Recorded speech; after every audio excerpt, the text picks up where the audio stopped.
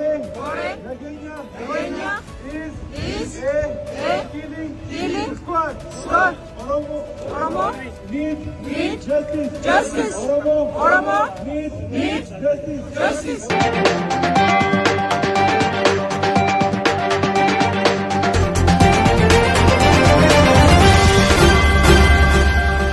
Oduu teenya jalqabaatiin wayita Ministeerri Muummee Itoophiyaa Abiy Ahmed gara UK imaluudhaaf qophii taasisaa jiranitti hiriirri mormii cimaan UK'tti isaan mudate. Kanaanis hawaasni Oromoo Abiy Ahmed waraana Oromiyaatti gaggeessuu dhaabuu qaba jechuun London irraa sagalee isaanii dhageessisaniiru. Abiy gara Londonitti imaluuf qophii taasisaa jiranii fi hiriira Londonitti qophaa'e bal'inaan dhageessu. Oduu biraatiin odeeffannoon Koongiresiin Federaalawaa Oromoo ifatti Jawaar ofirraa ari'eera jedhuu fi miidiyaa hawaasaa gubbatti qoodame soba ta'uun mirkanaa'e. Dhuma bara 2019 KFO'tti kan makaman Jawaar ari'ameera jechuun ibsi KFO fakkaatee faca'e dhugaa akka hin taane EJM mirkaneeffateera. Maaltu ganama kana mudate? Gabaasa guutuu dhageessu. Oduu biraatiin gareen TPLF ifatti mootummaa Abiyyi mormuun caamsaa 20 kabajaa jiru jedhame. Kabaja ayyaana kana hordofee loltoonni hedduun TPLF faana wal loluudhaaf meeshaa guurratanii Affaar yoo seenan, Ameerikaan immoo TPLFin baga caamsaa 20 geessan jechuun ergaa gammachuu fi akka ibsitees himame. Ameerikaaf TPLF loltoota Affaar seenan akkasumas haasawa Dabratsiyoon gabaasa guutuu isin biraan geenya. Oduu biraatiin pirezidaantiin Yugaandaa dararaa uummata isaa irraan gahaa ture amanuun ifatti uummata biyyattii dhiifama gaafatan. Gareen aktivistoota Yugaandaa yaa Waaqayyo pirezidaantii kana aangoo irraa buusi jechuudhaan yeroo guyyaa 40f kadhannaa gaggeessaa jiranitti pirezidaantiin kun haadha warraa isaanii faana haasawa taasisaniin waan hedduu balleessuu amanuun dhiifama gaafatan. Dhimma kanarrattis gabaasa bal'aa qopheessineerra. Akkam jirtu daawwattootaaf hordoftoota Anolee Global Media. Oduuf odeeffannoo keenya guyyaa irraa tokko jennee jalqabneeti jirra. Odeeffannoo keenya ijoo isaa madhageessan guutuu isaa isin biraan geenya. Haga xumura sagantaa keenyaatti dhaggeeffachuun yaada qabdan gara koomentiitiin nuuf barreessaa. Viidiyoon keenya namoota hedduu biraa akka dhaqqabuuf immoo like, share, subscribe godhuun dagatinaa isiniin jenna. Kallattumaan gara gabaasa bal'aattiin isin qajeelcha.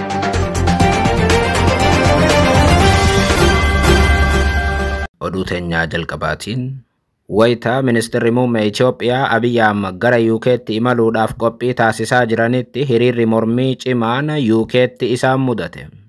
Kanaanis hawaasni Oromoo Abiy Ahmed waraana Oromiyaatti gaggeessuu dhaabuu qaba jechuun London irraa sagalee isaanii dhageessisaniiru.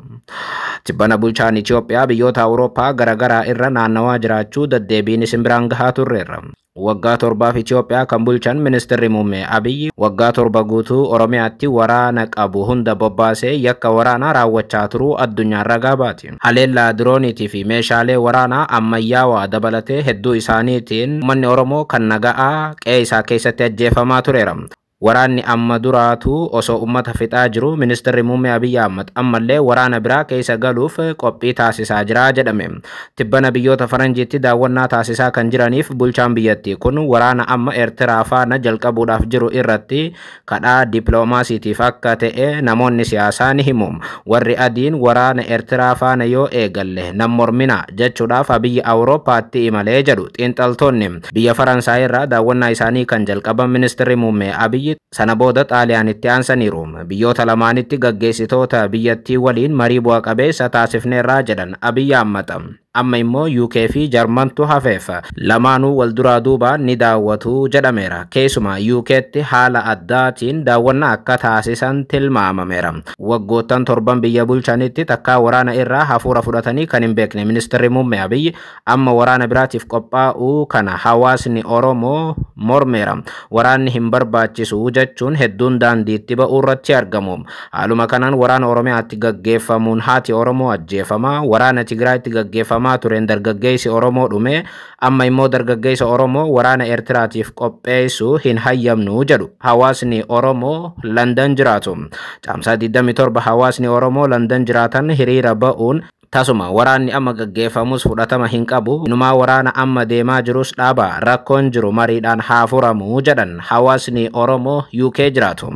Diiyaaspooraa Oromoo waan xixiqqoodhaan sossobee akka isaan deeggaran kan taasise mootummaan Abiyyi hawaasa Oromoo UK jiru garuu waan qabuu danda'e hin fakkaatu. Dhalattoonni Oromoo UK jiraatan kaleessa wayita hiriira gaggeessan waraana irraa eenyu illee akka hin fayyadamne ibsuun uummanni garuu waraana kanaan duguugamaa jiru jechuun kaasan. Mootummaan Abiyyi daa'imman osoo hin hambisin ajjeesaa jira kan jedhan hiriirtonni mootummaan waraana Oromiyaatti gaggeessaa tureef gaggeessaa jiru dhaabuu caalaa hammeeseeraas jedhan.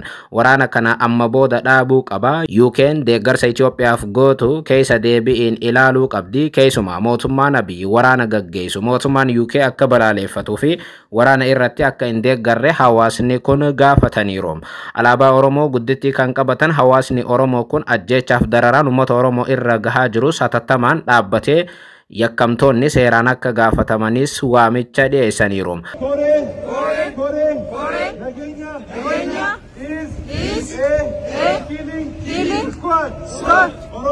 Oromo need justice. Oromo need justice.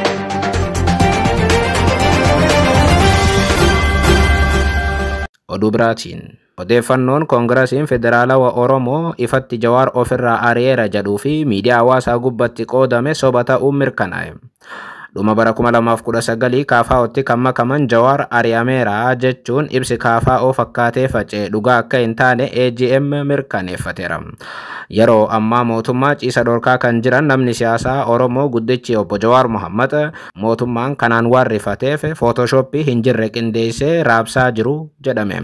Sirna tokko diigee Abiy Ahmad aangoo akka qabatu kan godhan Jawaar wayita gareen mootummaa Jawaarumaa hin fidu jechuudhaan dhaadatanitti faallaa isaa garuu tibbana bifa haarawaan mootummaa irratti hojjettoota mootummaa kaasee Jawaar akka mootummichi hin tasgabboofne taasisuu irratti argamam. Sababa Jawaariin aangoo kan qabatan mootummaan bilchiginna Jawaarumaan aangoo irraa ka'uuf jira wanti jedhus tibbana deddeebiin dhagahamaa tureera. Baaraga kana keessa kan jiru mootummaan immoo amma akka waan qondaaltonni olaanoon KFO'tii fi Jawaar wal dhabanitti ajandaa haarawa bocuun Photoshooppii haarawa qindeessee gadhiiseera. Kanaanis KFO'n Jawaar ofirraa ari'eeraa jedha. Xaliyaa sobaa ganama kana maxxanseen mootummaan dhugumaan ammatti Jawaarii fi KFO'n waliin hojjechuutti akka hin jirre beekamaa ta'us garuu haga ammaatti KFO'n Jawaar ifatti miseensa koomiti jechuun ofirraa hin gaggeessine. KFO'n Jawaar miseensummaa irraa haquu qaba jechuun gaafataa kan turan gareen bilchiginnaa dhaabichi dhimma kanarratti ammallee callisuu hordofee warri mootummaa ofumaaf xalayaa hin jirre qopheeffatanii oduu sobaa akka hafarsaa jiran AGM ilaaleera. Kanaanis ganama har'aa guutummaatti KFO'n Jawaar ofirraa ari'eera ibsi jedhu namoota 100,000 lakkaa'amaniin qoodameera. Warri maxxansa sana qoode garee garaaf jiraatuu fi dhiiga ummataatiin daldalu faarsee bulaa yookaan raayyaa miidiyaa yoo ta'u ibsi sobaa kunis akkana jedhama. Dhimmi isaa miseensummaa Jawaar haquu ilaallata.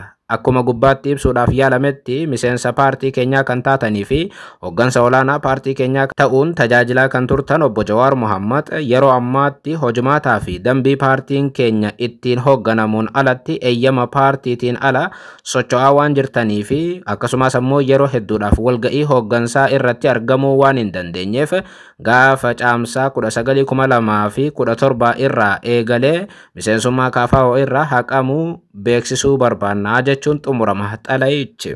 Waraqaan ibsa KFO fakkaattee qoodamte tun akka guyyaa kaleessaa barreeffamteetti maxxanfamte garuu ibsa KFO jedhamee wanti qoodame kun soba ta'uu namni ija qabu kamuu ilaalee ni hubatama. Waraqaan tun Photoshooppii ta'uu inni jalqabaa KFO'n ibsa baasu kamuu miidiyaa hawaasaa isaa verify ta'een kan qoodu yoo ta'u waraqaan ammaa tun garuu fuula miidiyaa hawaasaa KFO kamiirrattuu hin qoodamne. Gama biraatiin wanti tun Photoshooppii ta'uu adda baasuudhaaf ragaa guddaan adireesii gubbaatti jarri bilchiginnaa fayyadamaniin adda baasuun ni danda'ama. Oduu biraatiin gareen TPLF ifatti mootummaa Abiyyi mormuun caamsaa 20 kabajaa jiru jedhame. Kabaja ayyaana kanaa hordofee loltoonni hedduun TPLF faana wal loluudhaaf meeshaa guutuudhaan Affaar yoo seenan Ameerikaan immoo TPLFin baga caamsaa 20 geessan jechuun ergaa hawwii gaarii dabarsite. Caamsaa 20 yookaan gimboota yaa ilaalchisuun immoo Dabratsiyoonis ergaa dabarseera. Haaluma kanaan mootummaan Itoophiyaa kan Abiy Ahmediin hoogganamu labsiiwwan ayyaana wal qabatan haaroo baasee osoo jiru gareen TPLF akka nama biyya biraa jirutti labsii mootummaan federaalaa baase guutummaatti diduun ayyaana caamsaa 20 yookaan Gimbootayaa kabajaa jiru jedhameera. Dhaabota Oromoo kadhattee dargii kuffisuun qabsoo sana buttee waggaa 27 ol Itoophiyaatti akka barbaadde saamuun bulchaa kan turte TPLF caamsaa 20 guyyaa injifannoo sana yaadachuuf gareen of tuultuun waggaa 7 dura wayita qabsoo Oromooti masaraa biyyattii gadhiiftee deemtu ayyaanni kun achirraa eegalee laaffachaa ture. Keessumaa waraanni Tigraay dhalachuu hordofee Gimbootayaa wanni jedhamu dagatamaas ture. Amma garuu ayyaanni wayyaanee kun naannoo Tigraay keessatti bifa haarowaan oowwee kabajamaa jira. Kanaanis har'a magaalaa Maqalee dabalatee bakkoota hedduutti akka kabajamaa jiru ibsameera. Ganama har'aa bariirraa eegalee bakka qondaaltonni TPLF olaanoo fi hooggantoonni naannoo Tigraay argamanitti ayyaanni kun kabajamaa kan jiru yoo ta'u kabaja guyyaa kanaa hordofee hoogganaan TPLF Dr. Dabratsiyoon Gabramikaa'el ergaa dabarseen caamsaan 20 guyyaa sirni faashistii dargiin itti diigameedha jedhan. Gimbootayaa jedhamee wanti kabajamu kun waggaa 34ffaaf kabajama. Hoogganaan TPLF Dr. Dabratsiyoon Gabramikaa'el caamsaan 20 guyyaa seena qabeessa sirni faashistii dargiin injifatame sirni walqixaa tokkummaa sabaa fi sablammootaaf uummattoota itti diriireedha jedhan. Guyyaan kun guyyaa qaalii uummanni Tigraay cunqursaa akka hin fudhanne itti agarsiisedha jedhan. Gama biraatiin rakkoowwan walxaxaa amma nu mudate gatiiwwan baasuu qabnu baafnee ni furraa jedhan. Kanaaf ammoo caamsaa 20 fakkeenya godhannaa jedhan. Namni kun haala amma deemaa jiru ilaalchisuun yoo dubbatan Dr. Dabratsiyoon Gabramikaa'el waliigalteen Piriitooriyaa dhimma naannoo Tigraay erga mallatteeffame waggaa 2.8 kan ture ta'us uummanni Tigraay qabsoo karaa nagaaf siyaasaa keessa seenullee buqqaatonni bakka isaaniitti hin deebine jedhan. Qeerroon Tigraay qabsoo uummataa eegalame kaayyoo uummata keessanii irratti jabaattanii akka galmaan geessan shakkii hin qabu jechuun ammallee waraanaaf kakaasan. Kan nama ajaa'ibu Dr. Dabratsiyoon Gabramikaa'el yeroo jalqabaatiif waggaa 20 booda har'a yoo haasawaa taasisan caamsaa 20 yeroo kabajnu wareegama lammiilee Eertiraa waliin ta'uun kaffallees ni yaadannaa jedhan. Ni kabajnaa nutiif Eertiraan obbolaadha jechuun dubbatan. Yeroo Shaabiyaaf wayyaanee walii galaniiru jedhamanitti Dr. Dabratsiyoon Gabramikaa'el waggaa 20 booda maqaa Eertiraa waamuun Eertiraan waliin qabsoofteetti kanaaf kabaja guddaa qabnaafi jedhan. Gama biraatiin mootummaa Itoophiyaatis ta'ee yookaan qaamni biraa kamuu TPLF itti fufuu fi diigamuu irratti homaa murteessuu hin danda'u jedhan. Dabratsiyoon ammatti diigamuu TPLF kan murteessu uummata Tigraay qofaa jechuun dhaadatan. Tibbana paartiin TPLF guutummaatti hayyamni isaa haqamuu hordofeeti. Kana kan dubbatan haasawaa isaanii har'aa keessatti ifatti Shaabiyaa waliin hariiroo isaanii jabeessuu kan mirkaneessan Dabratsiyoon mootummaan Abiy ammoo diigamuu keenyaas murteessuu jechuun itti dhaadataniiru. Oduudhumaan wal qabateen Ameerikaan TPLFin baga guyyaa injifannoo geesse jechuun ergaa dabarsiteef. Ministeerri dhimma alaa Ameerikaa ibsa ganama har'aa baaseen maqaa United States Ameerikaatiin TPLF baga caamsaa 20 waggaa 34ffaa geessan baga gammaddan jechuun ergaa hawwii gaarii ibseef. Bakka TPLF jedhu kallattiidhaan maqaa kaasuu baatanis caamsaa 20 baga geessan yookaan Gimbootayaa baga geessan jechuun ergaa dabarseera. Ameerikaan hariiroo dippiloomaasii jaarraa tokko oliif akka qabdu kan kaase ministeerri haajaa alaa Ameerikaa waggoota hedduu dabalataan tumsaaf michummaa keenya itti fufnas jedhaniiru. Ameerikaan hojii daldalaaf investimentii guddina diinagdee irratti Itoophiyaa faana hojjechuudhaaf qophii ta'us ibsa har'a ministeerichi baaseen mirkaneessiteetti. Walumaa galatti caamsaan 20 har'allee Ameerikaa biratti akka ayyaana biyyaalessaatti ilaalama. Kunis hariiroo wayyaaneef Ameerikaan qaban agarsiisaa jedhu xiinxaltoonni. Ameerikaan bara dabrees haaluma kanaan ergaa caamsaa 20 dabarsitee turte. Dhimma kana ilaalchisuun namoonni hedduun yaada yoo kennan ammallee Ameerikaan mootummaa Abiyyiif beekamtii akka hin kennineetti ibsu. Kun hariiroo cimaa wayyaaneef Ameerikaa jidduu jiru agarsiisaas jedhu. Garuu hedduun namoota siyaasaa ergaa Ameerikaa kana ilaalchisee yaada kennaniin mootummaan Ameerikaa dargiin cabuu sanaaf waan gammaddeef yeroo hunda guyyaa kana ni yaadatti jedhu. Oduudhuma tana keessa osoo hin baane yeroo wayyaaneen caamsaa 20 haala addaatiin kabajaa jirtutti loltoonni faallaa TPLF dhaabbatan Affaar keessatti qawwee guurrachuun lola eegaluudhaaf qophaa'aa jiru jedhame. Gareen mootummaa federaalaatti dhiyeenya qabu ganamaarraa oduu qoodaa jiruun loltoonni Tigraay duraanii naannoo Afaaritti ce'uun gurmaa'aa akka jiru ibsan. Loltoonni kun guutummaatti garee Dabratsiyooniin loluudhaaf Afaar seenaniis jedhame. Loltoonni TDF kan wayyaaneen ijaarrattee fi amma wayyaanee dura dhaabbachuudhaaf jiru kun yoom akka Afaar seenan garuu bal'inaan hin ibsamne.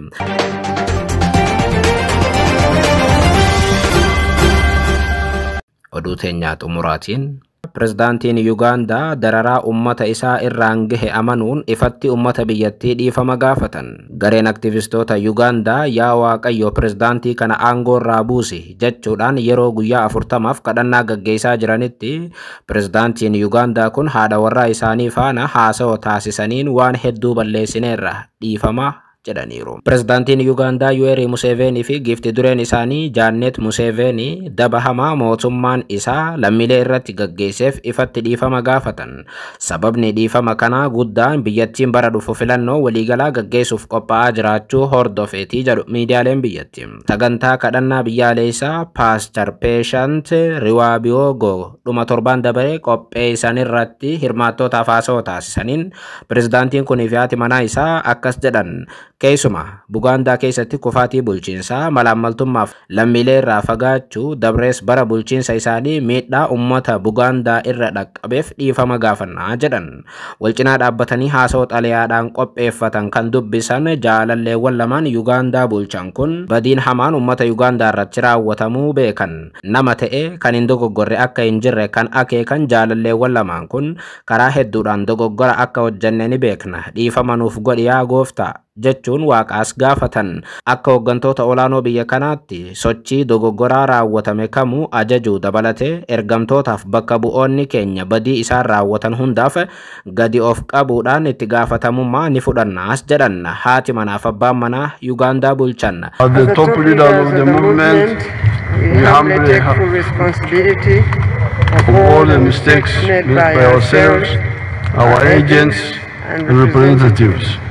We therefore stand here to repent and ask for your forgiveness and forgiveness of especially the people of Uganda and the whole country. Dhiifamni isaanii kun uummata Yuugaandaa hunda kan ilaallatu yoo ta'u addatti immoo uummata Bugaandaa ilaallataa jedhame. Naannolee Yuugaandaa keessaa tokko kan taate Bugaandaan waggoota dheeraadhaaf sirnoota Yuugaandaa bulchaniin hacuucamaa turteetti. Naannoon Bugaandaa yeroo biyyi Yuugaandaa kolonii jala turte koloneeffattoota waliin ta'uun lammiilee Yuugaandaa kan akka miiteetti waan ilaalamuuf erga Yuugaandaan kolonii jalaa baatee booda miidhamuu eegaltee jedhama. Pirezidaantiin Yuugaandaa Yoweri Museveniin illee erga aangoo qabate ummata sana cinaatti dhiibuu bira dabre ukkaamsaa akka ture himamam. Fakkeenyaaf bara 2009 ummanni sun mormii dhageessisuu hordofee hedduu isaanii akka ajjeese gabaasaaleen ni eeru. Giifti dureen Yuugaandaa komii yeroo dheeraa naannoo Bugaandaa irraa ka'aa ture kallattiidhaan kan ilaalan yoo ta'u mootummaan naannicha cinaatti dhiibeera jechuun amanan. Keessattuu uummata Bugaandaa dabrees guutuu biyyaa dhiifama gaafachuuf as dhaabbanna. Laafinniif dagannoo mul'ateera. Uummanni keenya miidhamuu isaa argineerraa jedhan jarri lachuu. Museveniin ibsa isaanii tibbana kennan kana yoo xumuran araara biyyaalessaa labsaniiru. Pirezidaantiin kun dhiifama gaafachuu hedduun kan fudhatan ta'us faallaa isaa garuu qeeqxoonni siyaasaa gaabbii uummataa kana tarkaanfii siyaasaa of eeggannoodhaan qophaa'e jechuun kuffisaniiru. Museveniin soorama ba'uu isaanii yoo beeksise qofa yookaan aangoo yoo gadhiise qofa sirriidha jedhu warri siyaasaa. Pirezidaantiin Yuugaandaa ifatti uummata biyyattii dhiifama gaafataniiru odeeffannoon jedhu kan qoodame tibbana erga gareen aktivistoota Yuugaandaa guyyaa kadhannaa 40 labsanii booda ture. Tarii kadhannaan dargaggoota qeebalee pirezidaantichi dhiifama waan gaafates fakkaata. Pirezidaantiin kun waggaa 39 ol Yuugaandaa bulchaniiru.